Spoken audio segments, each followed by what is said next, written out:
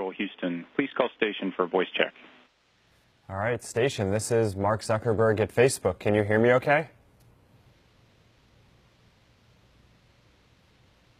Hey, Mark, we read you loud and clear. It's a pleasure to talk with you today. It's great to talk to you guys, too. I have to say, when you're building products to try to connect everyone in the world, connecting folks who are out in space is about as extreme and cool as it gets. So it's awesome to have the opportunity to talk to you guys today. Thanks for doing this. So I think we should start by, Oh, it's our pleasure. Can you introduce yourselves and your roles and how long you've been working up there for?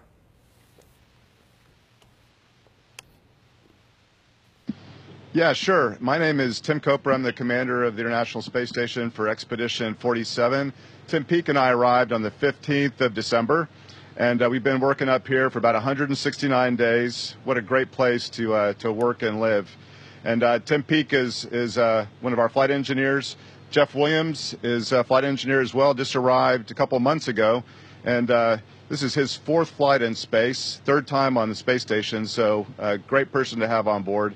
This is my second flight, Tim's first flight here, and we have 3 cosmonauts on board, too, that are at the other end of station that make our complement of a 6-person crew.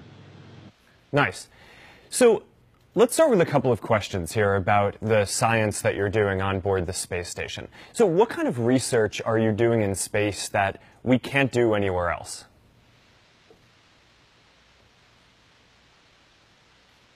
That's a great question, Mark. You know, one of the main things that we do is try to understand the impacts of zero gravity on the human body, a lot of negative impacts. And so, in large measure, we're an experiment. So we exercise a couple hours every day, which is a mitigation for the loss of bone density and muscle mass.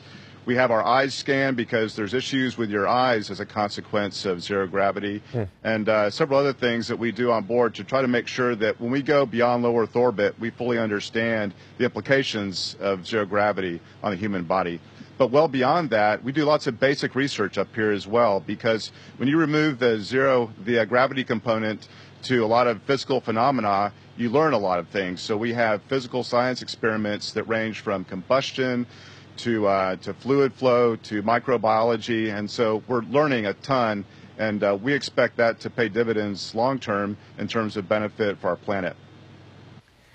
All right, so I'm curious to hear about what kind of technology you guys are working on that's going to help us travel to Mars. Beyond, of course, all the communication technology that we're working on to be able to connect with you guys to make sure that that works.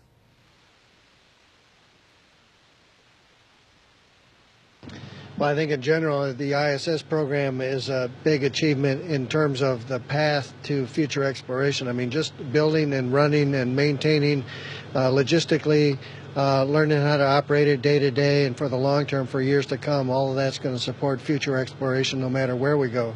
Of course, an example that's been in the news here recently, especially in the last couple of weeks, is the beam module, the inflatable module, which we've got inflated now, and we're going to outfit it, instrument it.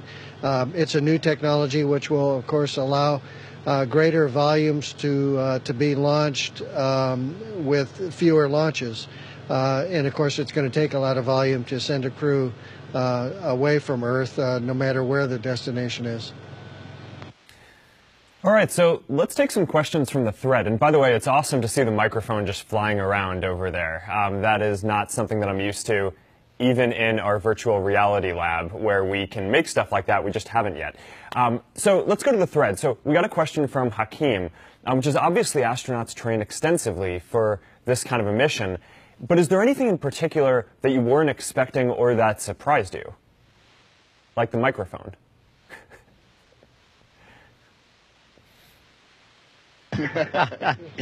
Yeah, that's a good question. And for myself, as a rookie astronaut on my first flight, there were so many new experiences. You know, the training is phenomenal, and we have a wonderful training team all around the world in all of our international partner sites. But it's the real experience of launching in a Soyuz rocket and seeing that first orbit of planet Earth, going through sunset, seeing a moonrise, seeing a sunrise. It's just, you can't put into words how beautiful the planet is from up here. And also having the privilege of seeing it change over the nearly 6 months that we've been up here now already, and seeing the northern hemisphere going from winter to summer, seeing thunderstorms at nighttime, the aurora. I mean, it's just absolutely incredible. So I think it's all of those kind of elements that the training really just can't prepare you for. You know, I have to say, I think it's amazing how precise everything that you guys do has to be. So just getting ready for this live today, which, by the way, is the first live that we've ever done to outer space, so that is awesome. You know, normally at Facebook, sometimes we run a few minutes early or a few minutes late, and I know our team asked ground control, mission control, you know, if it was cool if we started a little late, and they responded, like, yeah, sometimes we start as much as 10 seconds late in our events. And I just thought that was the funniest thing. But it's amazing how precise you guys need to be in everything that you do to make things run safely. So, all right. So let's. So what's the next question that we should go to? We on the thread, Martha has written in. My second grade students in Florida, she's a teacher, want to know how do you talk to each other if you're all from different countries and speak different languages?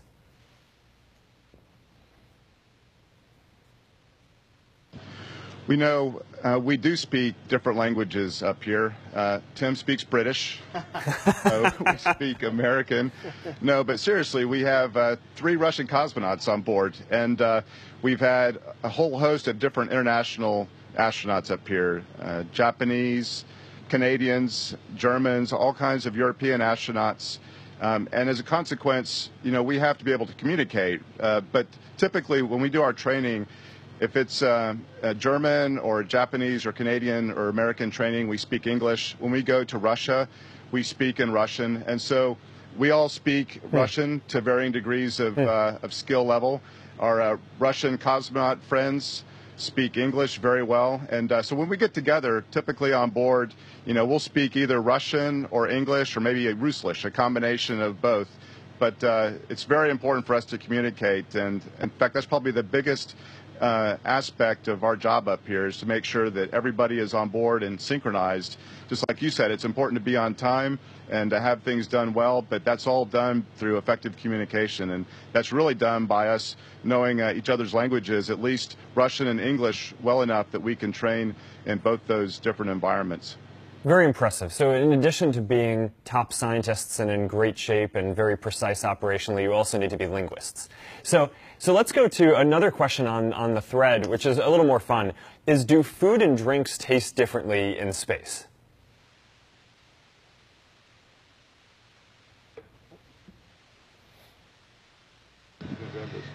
Most astronauts that have been up here over the years will say that their tastes change a little bit. I think it has to do mostly with we kind of get a fullness in the head due to the environment. We have a fluid shift of our body because the gravity's not pulling down.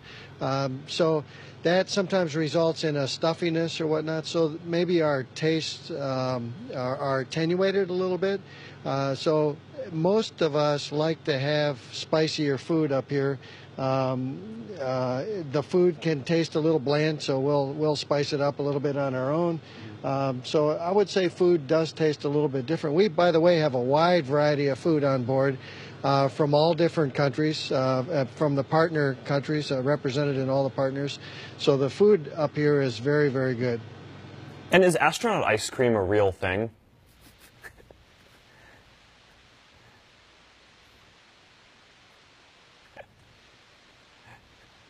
We know that astronaut ice cream that you buy in the gift store, that powdery stuff, yeah, that's not real. But we've had ice cream on board. When SpaceX came up, they delivered a bunch of ice cream in a freezer, so that's been quite the treat. I think we're down to our last few bars. We're trying to ration it. So that's the real ice cream, and that's quite a treat up here. Awesome.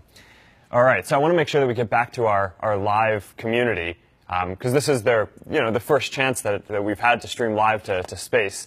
So Rob has a question, which is, what advice can you give aspiring explorers like me regarding how you got to be where you are today on board the International Space Station?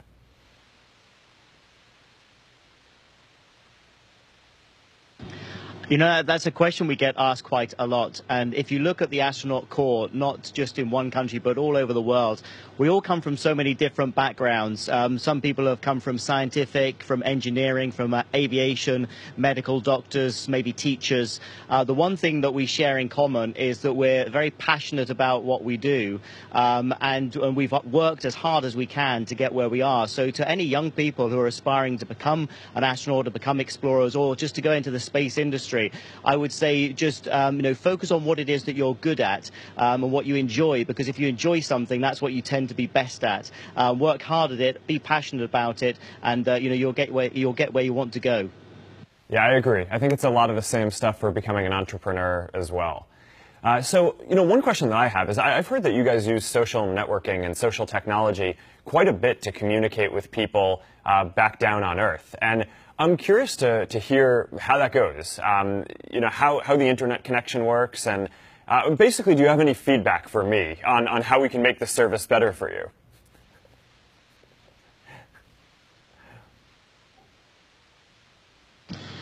Social media is a really nice way to reach your friends and family from up here. And, our internet connection is actually a relatively new thing. And so we're very happy to have that because, the whole world has become so connected that it really feels good that we can sort of be connected. It's not quite the same speed, bandwidth that folks have down on the ground, but it's good enough, and it allows us to keep in touch with friends and family. But social media for me personally, I can say is great because it's one way that I can share the photographs that I take and a few thoughts that I have up here. Because one thing about life up here, it's so unique, and it is such an opportunity and a blessing for us to be up here that be able to share it with other people, especially a wide audience. I mean, a huge audience, frankly, with social media is just a tremendous benefit. So. For myself, I enjoy being able to share pictures and, a few thoughts from our experience up here. Yeah, well, I love following the photos as well myself. So what do you guys do for fun when you're out in a zero gravity environment? I mean, what's the most fun thing that you've found to do that you didn't expect?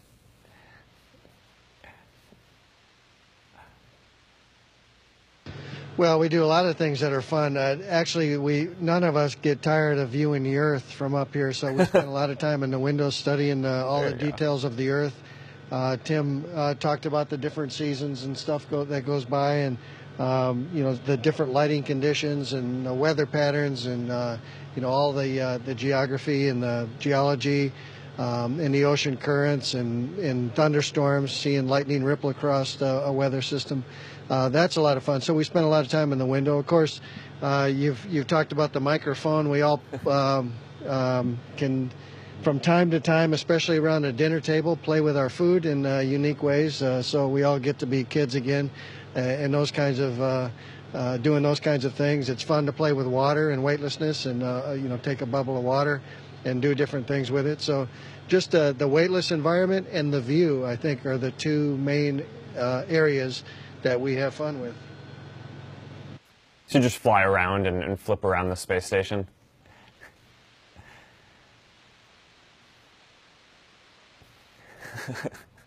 There you go.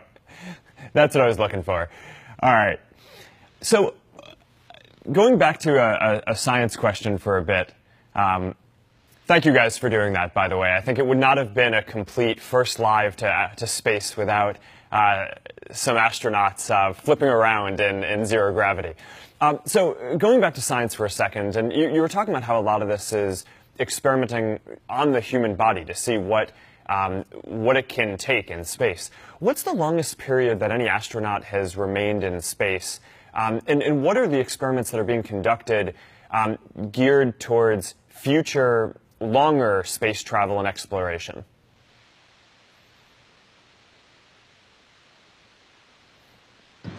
I don't have the data on the records. I know that, Scott Kelly and Misha Kornienko just got back after, very close to a year. They're cosmonauts that have spent even more time in space. Cumulatively, I think the records will continue to be broken. Cumulatively, like Jeff, this being his third long-duration space flight. So, number of days overall is extremely high. It's really impressive that the human body can endure such long periods in space, especially repeatedly. But a lot of the experiments we're doing up here really directly relate to those long duration missions that will take us beyond low Earth orbit, because we have to make sure that we maintain our bone density and muscle mass, that our eyes are in good shape. And those are three areas that we're very, very proactive in, and we have to be, right? Because we're up here for half a year at a time. We just had an astronaut and a cosmonaut here for close to a year. And so those are the kinds of experiments that they're really going to lend themselves to us understanding what it takes to go much farther. And so it's going to be a step-by-step process. And, science is not necessarily a linear process where you learn things in a very linear fashion. It's going to be breakthroughs. It's going to be a lot of time spent trying to understand these phenomena. And, eventually we'll get there. I think we've made so many strides as a consequence of the International Space Station, and I think we'll continue to. All right. I think we probably have time for one more question. And, Facebook being a technology company, what I'm really interested in is, how all this works, right, scientifically and technologically. So I'm really curious to hear, what is your favorite, or what do you find to be the most interesting piece of technology involved in getting to space and operating the space station and all of what you guys do, especially something that the audience who's watching right now might not be thinking about?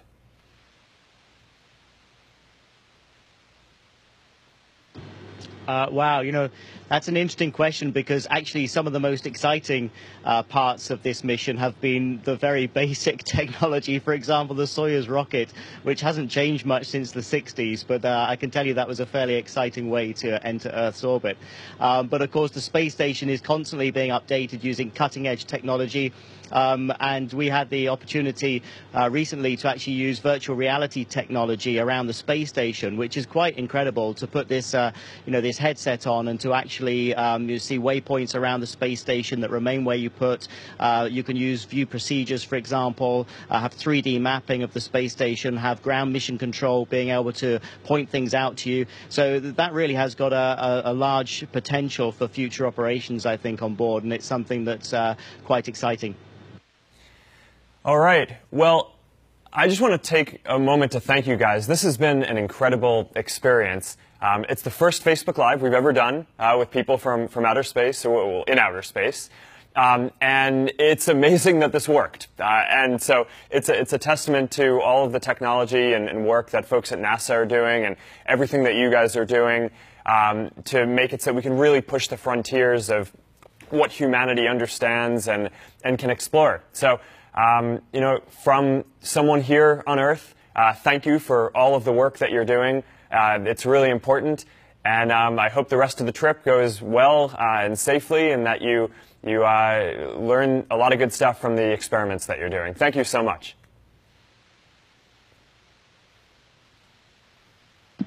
Thank you, Mark. It's been a pleasure talking with you. Take care. Station, this is Houston ACR. That concludes the event. Thank you. Thank you, Facebook Station. We are now resuming operational audio communications.